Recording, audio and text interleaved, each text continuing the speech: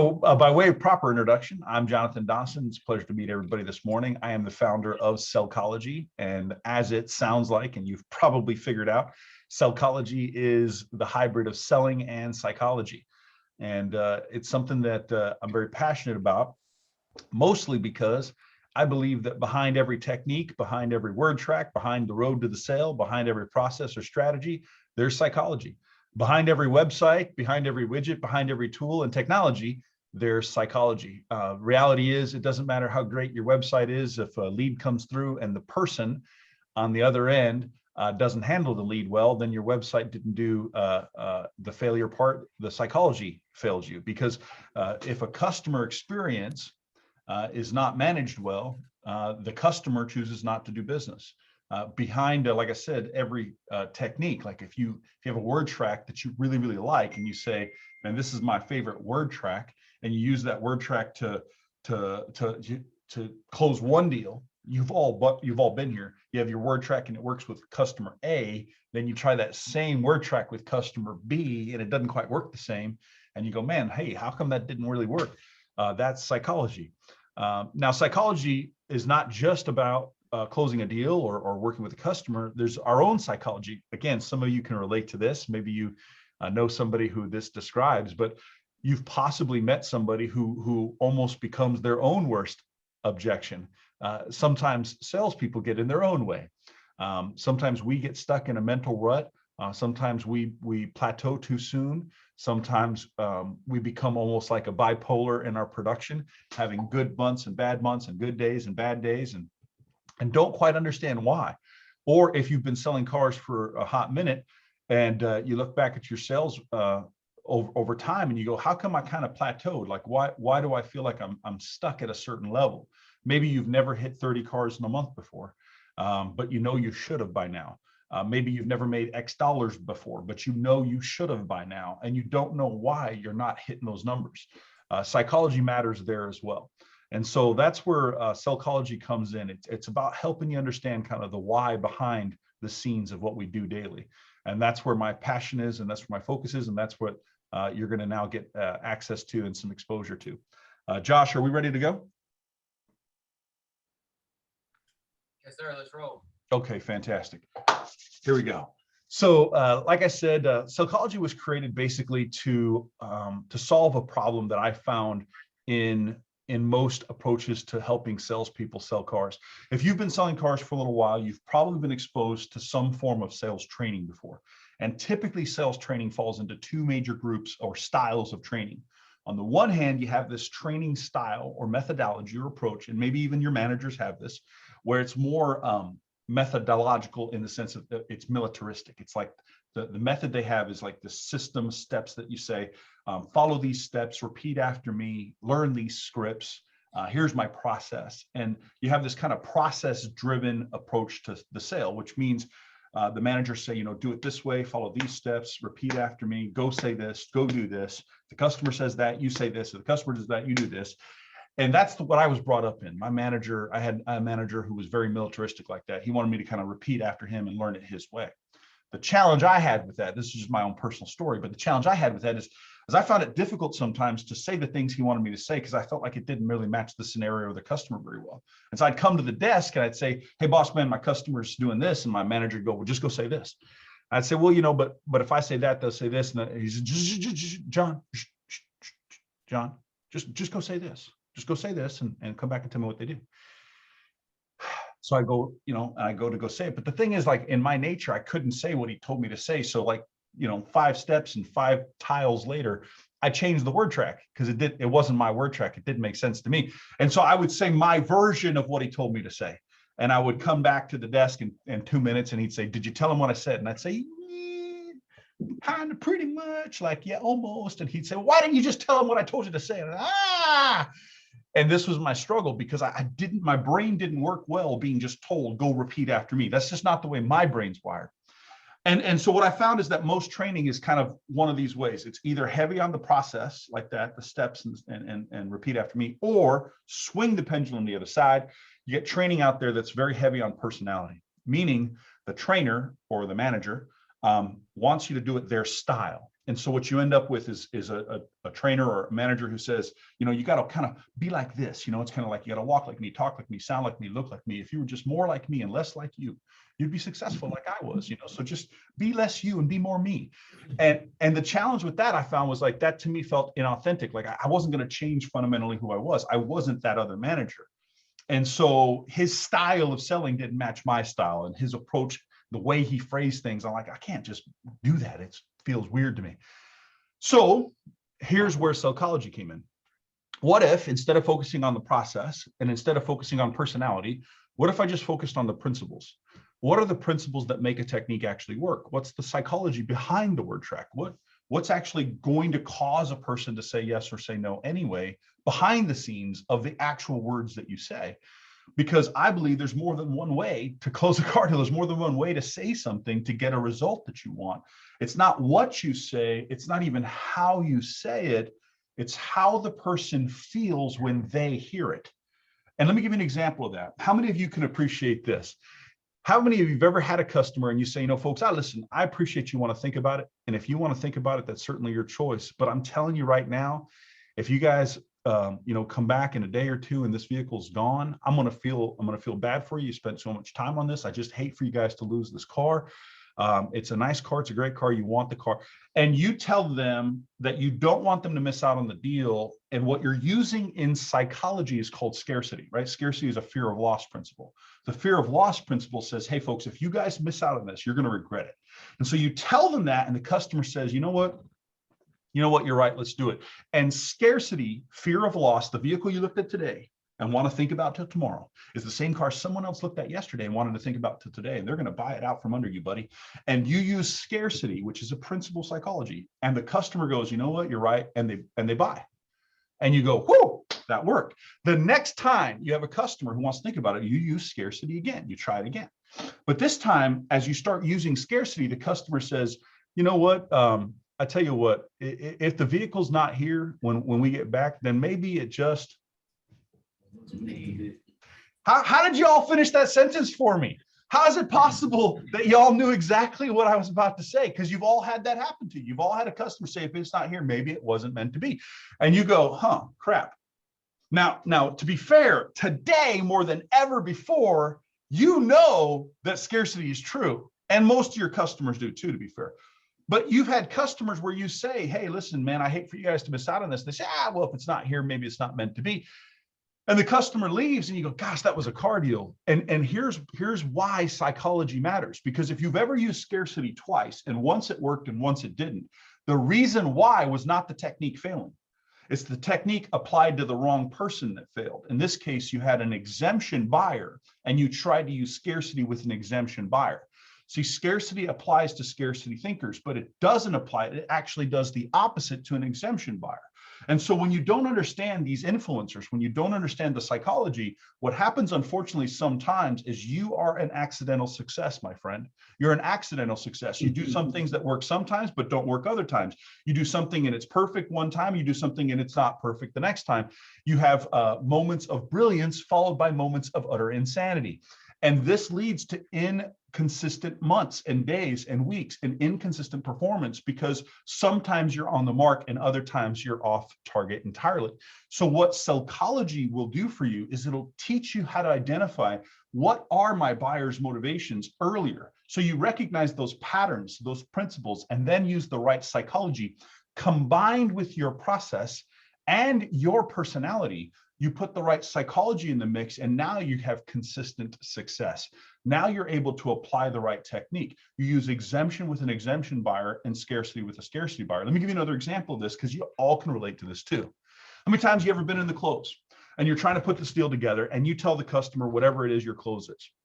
And you say, folks, for all these reasons, I think you guys should do it. And they say they want to think about it. And you say, you know what? I got one more idea. I'll be right back. And you go get a TL. And your manager comes down and your manager basically says the exact same thing you just said, almost exactly. And then the customer goes, you know what, when you put it that way, let's do it. And on the way back to the desk, the manager goes, see, son, no, that's how you close the car deal. And you're like, you said exactly what I said. You didn't say anything different, buddy. And your manager's like, that's how you close a deal. And you're like, whatever. How many of you have ever had a customer where the manager comes in and closes the deal. And the only reason the customer listened was because it was the manager who said it, right? So that in psychology is called a principle of higher authority influence. There are times where a person is influenced by authority, which means having someone with authority say the same thing even that you just said will actually influence the person at a higher level, causing the person to say yes. And so how do you recognize when you have an influencer, a customer who's influenced by authority, so that you're leveraging authority throughout the sale effectively? However, there are other customers who are not influenced by authority. In fact, we've also had this situation. You bring a manager in, or a manager comes in on the TO, and it actually makes the deal worse. The customer didn't want to talk to a manager. The customer's wondering, what's this person doing, coming in here, acting like they're going to tell me what to do. I don't want to listen to this person. And so in those cases, you have somebody who's not influenced by authority, but they're alienated by it. And if you don't know how to adjust, and if you don't know how to adapt, and if you don't know how to recognize it, you end up being an accidental success instead of an intentional one. And so here's the bottom line. What you guys are going to have access to is a platform, a technology called the Sellchology University. And the dealership is invested in this because they want your team to have access to these principles, to learn what's happening behind the scenes of the deal. What this will do is it'll help you within your unique personality. I don't want any of you to try to become me or anyone else. You just be you, but just be, if I may say, the smarter version of you that recognizes these patterns. And as you learn psychology, what'll probably happen is you'll go, oh my gosh, that's why that happened to me. Or, oh my gosh, that's why I do that and it works. Or, oh my gosh, I could have used that with my last customer. And you begin to recognize these patterns that happen to us every single day, because we all experience the same kinds of objections, the same kinds of challenges. In my travels, literally around the world, helping sales teams at dealerships, what I've noticed is there are certain patterns that emerge over and over and over again. These patterns show up regardless of the brand I'm in, regardless of the market I'm in, regardless of the size of the store. The same kinds of objections happen everywhere in the world. I'll give you for example on that. I remember the very first time I was training a Highline dealership, and I had just left a Kia store. And I was training at this Kia dealership in Oklahoma. Then I went to an Aston Martin dealership in Texas. And so I left Kia, went to Texas, and now I'm in at this Aston Martin dealership. Now at the Kia store, when we were talking about objections, and I said, guys, what are the most common objections you guys run into all the time? What are your biggest challenges? And at the time, the Kia salespeople said the most common things we run into: I'm just looking, I'm not buying today, first stop, just getting started, just want your best price, don't have a lot of time, these kinds of things. I'm sure you've heard these before. And so I leave the Kia store where they just told me, the most common objections at the beginning of the sale: just looking, not buying today, first stop, don't have any time, just want your best price. I go to Aston Martin. Okay, I'm at John Eagle Aston Martin. And my very first time at this dealership, and I said, guys, let's just start with, what are your most common objections that you guys hear every time? And the salesman says, put up there just looking. And I write just looking on the board. And then another guy says, put up there, you're my first step. And I'm like, and another guy says, put up there, not buying today. I'm thinking, like, what are we talking about here? Like, how is it possible that I just left a Kia dealership in Oklahoma, and now I'm at an Aston Martin dealership in Dallas, Texas, and I'm running into the same objections? And then I hop on a plane and I fly to Volgograd, Russia, and I'm at an Audi dealership in Volgograd, Russia. And at this Audi store, I'm talking to a salesman named Ivan, and Ivan says, John, biggest problem we have here: customer just looking, best price, not buying today. John, how you deal? I'm like, are you kidding me right now? This is in friggin' an Audi dealership in Russia.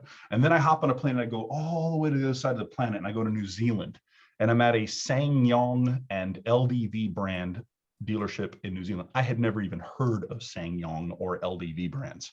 So I'm in SsangYong and LDV brand dealerships in Auckland, New Zealand, on the other side of the planet. And I hear a sales team for the very first time I'm there. They say, John, so here's the problem we have here, yeah? Got a duck on the pond, yeah? And I'm like, a duck on the what? A duck on the pond, yeah? I'm like, I don't know what that means. Out on the yard, you got a duck on the pond, yeah? I said, okay. He says, just looking, not buying today, just want your best price. What do you do, mate? And I'm like, are you kidding me? I'm on the other side of the planet, and the problems they have are the exact same problems that the Audi dealership salesman had in Volgograd, Russia, is the same problems the guy had in Oklahoma at a Kia store, same problems the guy had in an Aston Martin dealership in Texas. Here's the good news. The good news is psychology, and in this case, Sellchology, works with humans. So since most of your customers are humans, most of them, what I'm about to show you through Sellchology will help you, because it'll help you recognize the patterns that cause the problems that you deal with on a daily basis. And it'll show you the principles that you can use with your personality and within your store's process to be consistently successful. Very quickly, I'm going to show you some things here, and then we're going to wrap it up. You see on my shirt here, it says Pinnacle Society. And again, if you're not familiar with the Pinnacle Society, I'm going to tell you very quickly about it. Pinnacle Society is an organization I co-founded with Ali Reda and Frank Criniti. I'm just curious if you know those names. Does anybody know the name Ali Reda or Frank Criniti? Somebody's nodding their head. Yeah. All right, so who knows, which one do you know? Who knows who? No, Ali. You've heard of Ali. Mm-hmm. What do you know about Ali? One of the best. Yeah, technically the best, the #1 salesperson in the world. His personal best is 1,582 retail sales in a year. So anybody do the math on that real quick? It's like 136 car a month average that year. Pretty strong. He hit 202 in a month, and then broke that and got to 209 in a month. His personal best is 209 cars in a month. Retail sales, guys. He's hit 32 cars in a day twice. Damn. His best day, 32 cars in a day twice.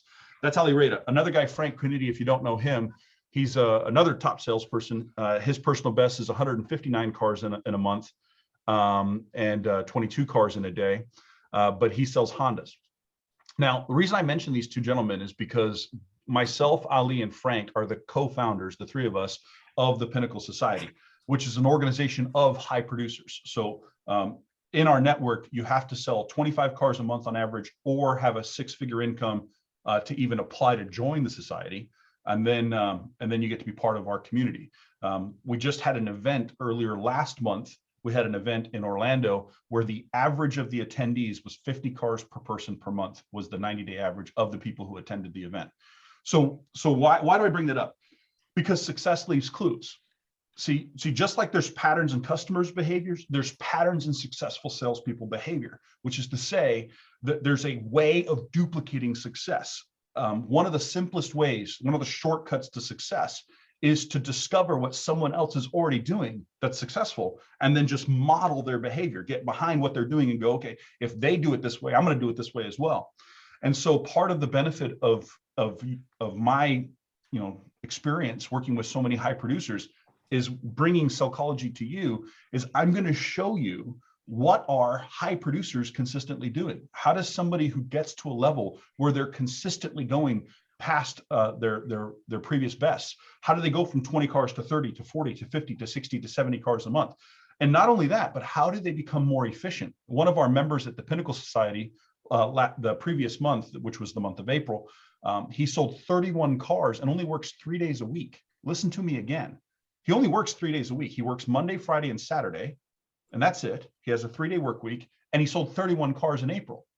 So how do you build a business model of high efficiency like that, where you can control your traffic? The Sellchology University platform will teach you 4 major skill sets as a sales professional. And this, again, is what I mean when I say success leaves clues. One of the clues of success is that successful people have 4 major disciplines they develop, 4 major areas of development that you, if you want to grow your business consistently, have to develop these 4 areas. The first area is the efficiency of the sales experience or process for the customer, which means from the time you greet somebody to the time they take delivery, that steps of the sale need to be highly efficient. And I don't just mean efficient in the form of fast, I mean also efficient in the form of effective, which means you cannot be overcoming a bunch of objections the whole time. You cannot have, it cannot take you forever to land on the right car. You can't be showing people cars that don't add value to them and cause them to want to buy.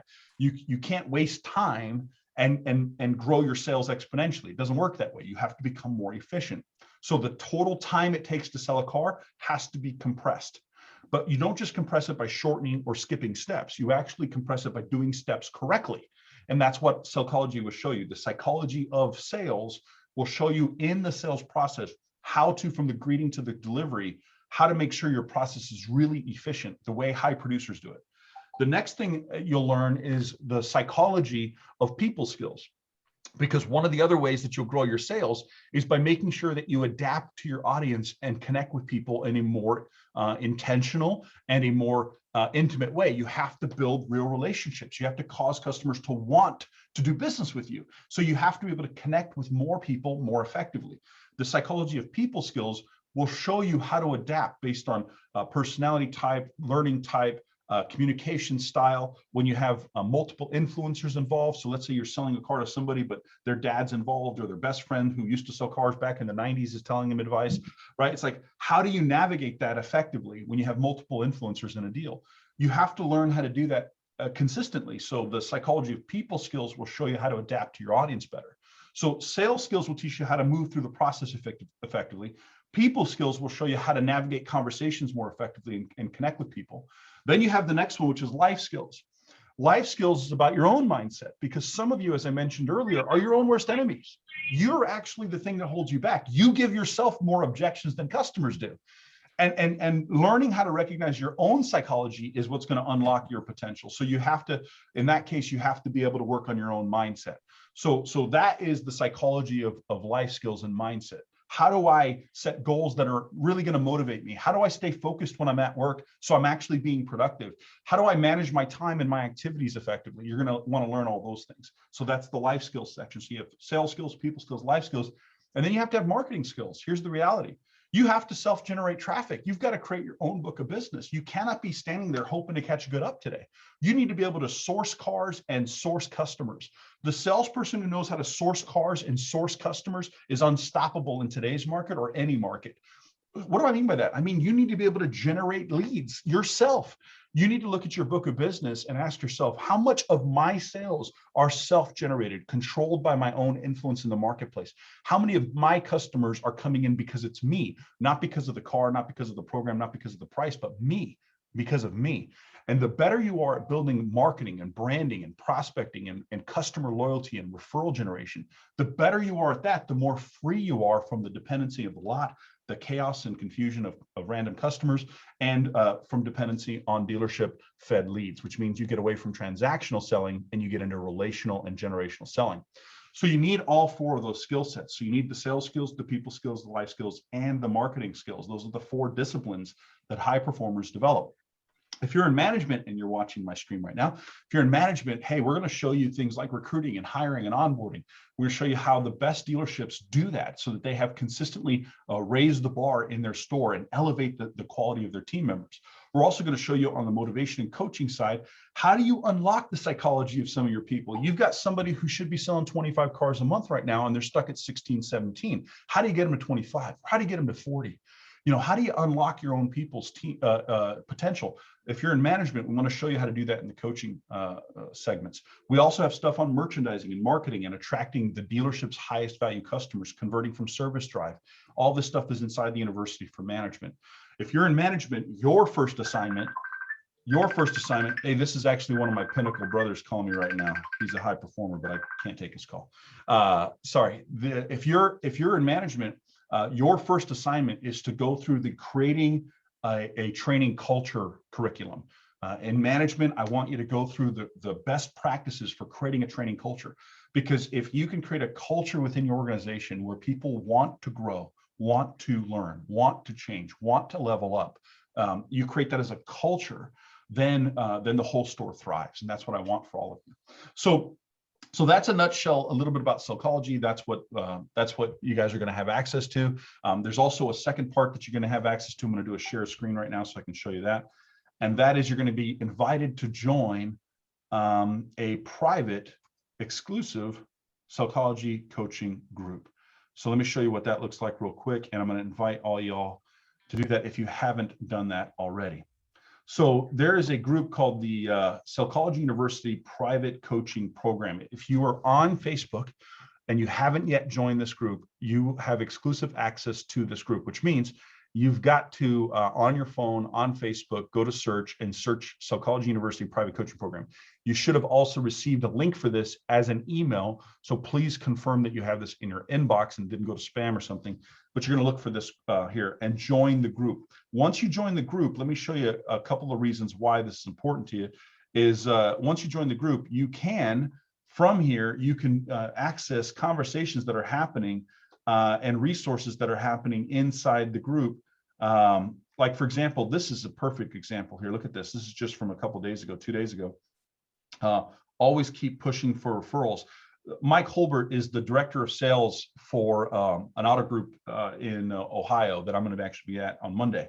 And Mike Holbert, he's the director of sales, and he posted this photo of one of his salespeople, Trent Thompson's, who got these. Look at this here, referral names. The Trent Thompson got 23 referrals. The phone numbers and stuff are cut off the side. The customer at the end of the sale, wrote down 23 names and phone numbers and gave them to a car salesman and said, here are some friends and family that I want you to introduce yourself to. They might be in the market for a car, or they might at some point in the future buy a car, and I want them to work with you. Imagine selling a car. And then the customer gives you 20 names and numbers for your customer referral list. 20 names and numbers. Imagine that. That's incredible. And that's what I'm saying is possible when you use psychology. Here's, for example, this is actually me in New Zealand. If you can see this video here, this is me in New Zealand. I'm actually talking about the psychology of the reverse appointment. So I'm doing a training class for the team of Kiwis. These are my Kiwi salespeople. These are SsangYong and LDV salespeople. And we're talking about the psychology of the reverse appointment, which is essentially how do you get a customer to set an appointment with you instead of you trying to set an appointment with them. These are just some great resources. Anyway, inside the group here, here's a role-playing exercise here. You'll see this one here. It says 3 stupid things I was trained to say if a customer says I've got you beat down the road. How many of you in the room have ever had a customer say I got you beat down the road by another dealer? Did it ever happen to you? Anybody? Once or twice? Nobody's raising their hand. That never happens to you guys. Not in your market. You guys are exceptional. Prices are so low, we can't. Yeah. Nobody is ever like, I got you beat down the road. Everybody's like, how come y'all's prices are so dang low? Y'all beating everybody, right? So when somebody says I got you beat down the road, this right here is essentially what I was taught to say. I was taught to say, well, if it's such a good deal, why didn't you buy it? Well, are you sure we're comparing apples to apples? Well, what if I could match or beat their price? Could we do business? I was taught to say those things, and I call those things 3 stupid things I was taught to say. Now, if you've ever been taught to say that, I'm telling you, there's a better way. But you can watch that video right there to learn about that. So in any case, inside the Sellchology University are conversations happening and role plays happening. Here's, for example, a role play, a salesperson's role playing with customers who have challenged credit. Now, once again, I'm just curious, does that ever happen in your market? Do you have anybody or whoever has challenged credit? No, not so much. Not you guys. Oh, some head nodding. Now I got your head nodding. Okay. Now your head's on a swivel. Yeah. So what I'm saying to you is, if you've ever had customers with challenged credit who don't understand why the rate's so high or don't understand why it takes so long to get an approval, this is essentially role playing on that very subject there. So there are all kinds of great stuff in here that you can gain access to, success stories, how people are branding themselves. Here's a guy branding himself, Milk Dud Mike.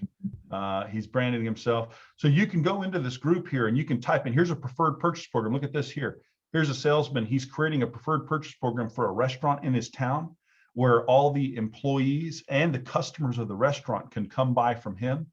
And he can be the official salesman to an entire restaurant, all their employees and their customers.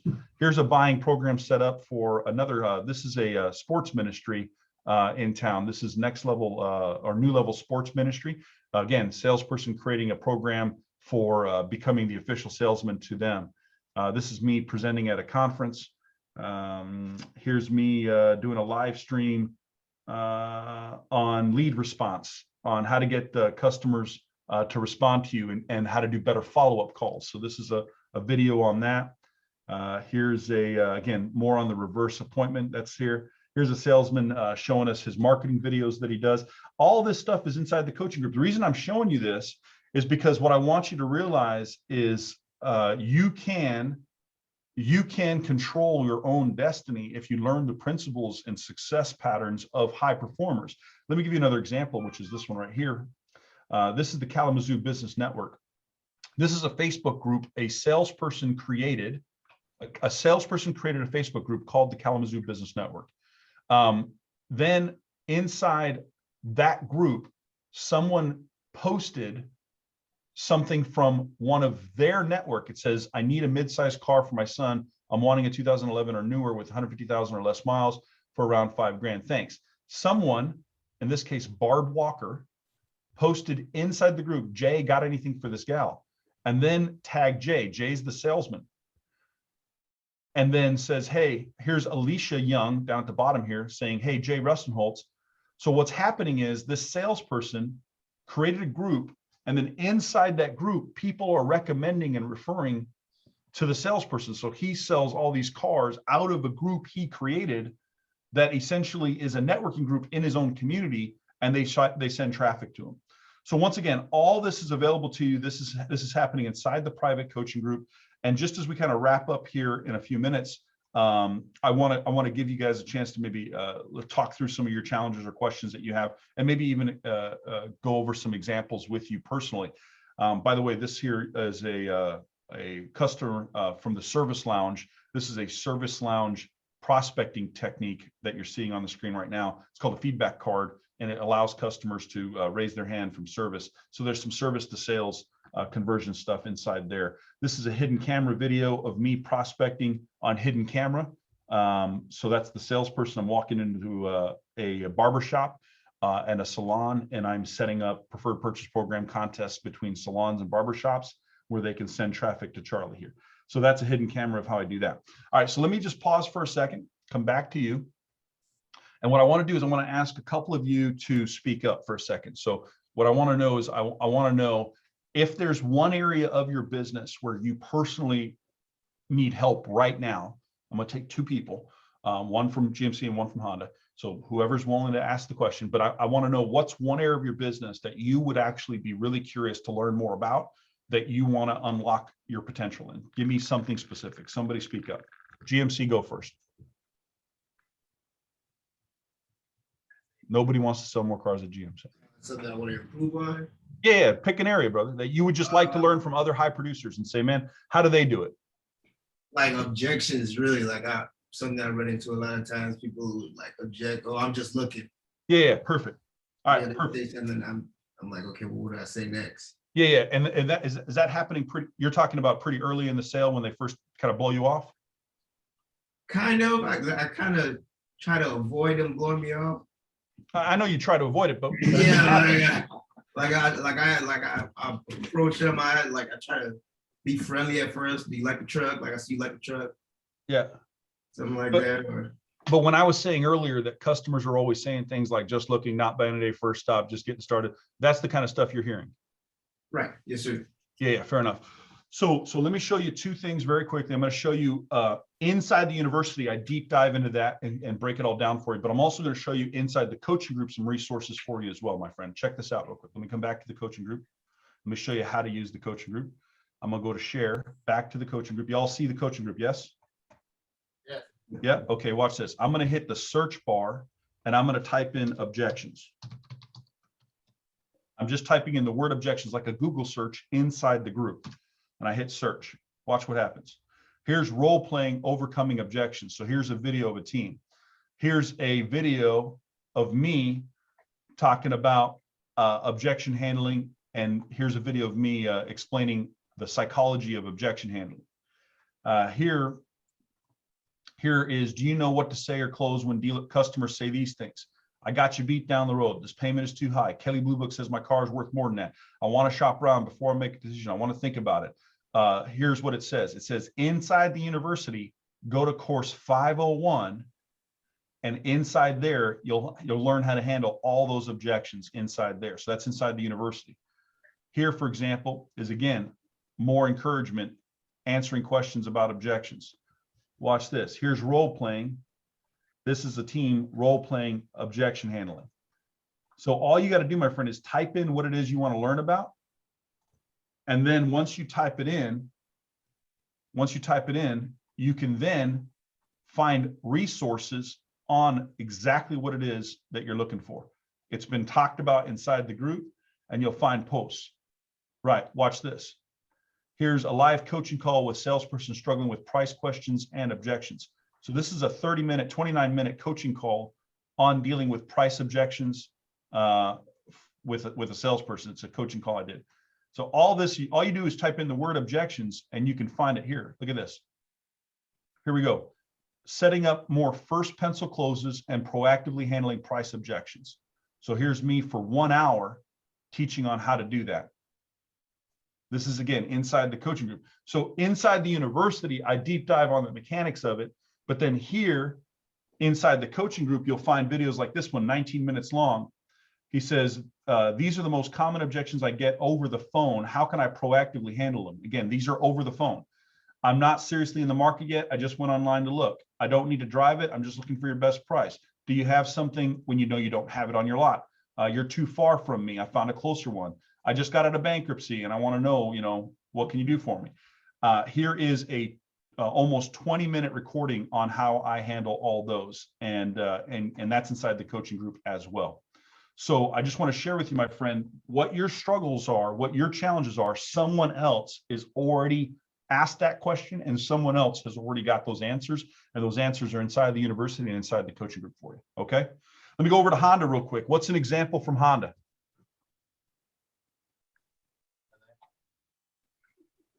What about I need to get our internet lead closing ratio higher.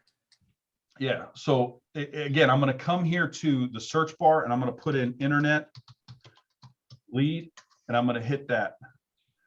Now, when I type in, oh wait, it probably helps if I spell internet lead, right? So when I type that in, who's really good with internet leads and outgoing calls? So here's a post about that. Here is more. Here we go. So here's a lead that came in asking for $7,000 off the internet price. And according to the Kelley Blue Book Marketplace, she's also $7 grand upside down on her trade-in. And it says, do you want to hear me on a call helping manage? Oh, wait, can you see that? You can't even see that. I need to hit share screen. I'm sorry. We're staring at you. Yeah, I apologize. I caught that as soon as I realized. So this is inside the university. Again, all I did was typed into the university. I typed in the phrase internet leads, and then this popped up. So this says here, do you want to hear me on a call helping manage expectations for a client who is $7,000 upside down and who didn't want to come in and also asked for $7 grand off the internet price? This is a 28-minute call, me with a customer live. This is an actual call with me with a customer, handling those objections and setting the appointment and getting the customer come in who ended up buying the car. And so all you got to do is go into the group and just type in whatever subject you're looking for on that. So again, I go here and I go internet lead and hit search. And I start scrolling through here. I'm going to find here somebody asking, I received an internet lead in July. They never responded to my emails. What do I do different? I just got an internet lead. How do I handle that? So all this stuff is inside here. And here's the really cool part. If you don't find what you're looking for, like if you're not seeing the information you're looking for, like for example, look at this here.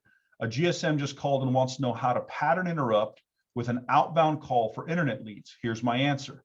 So this is a 22-minute video of me explaining how to use a principle in psychology called pattern interruption.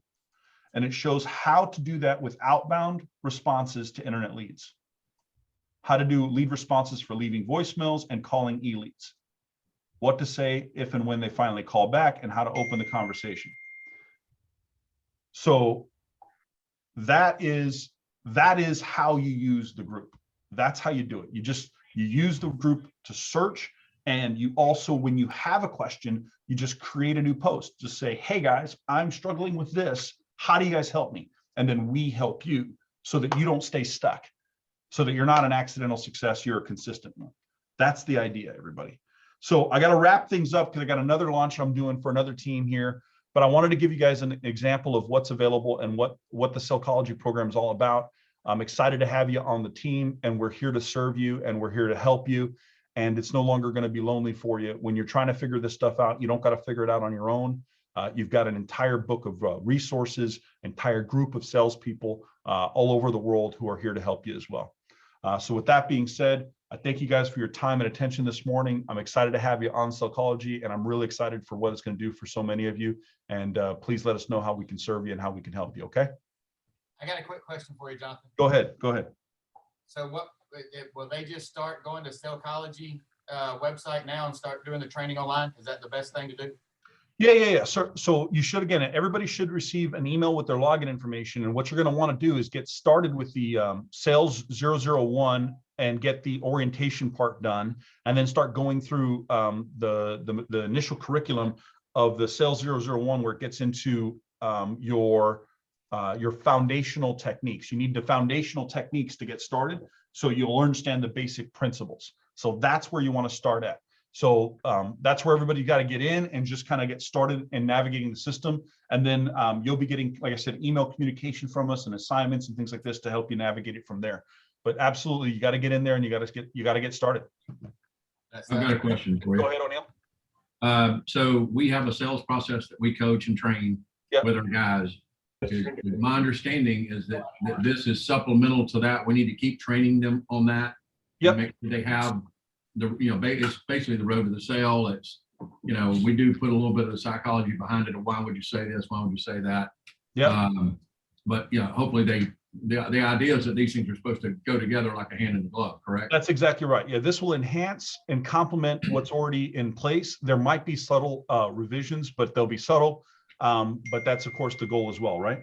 Okay, so we need to keep giving the guys the benefit of that knowledge as well, or that information. Yep, and you'll enhance it by understanding the psychology behind the steps of the sale. I'm not here to totally reinvent the process. I'm not here to tell you should have 4 steps instead of 8 or 10 or 12, whatever you have. I'm just here to show you what's happening when you're in that step with the customer. Got it, no problem. All right, guys.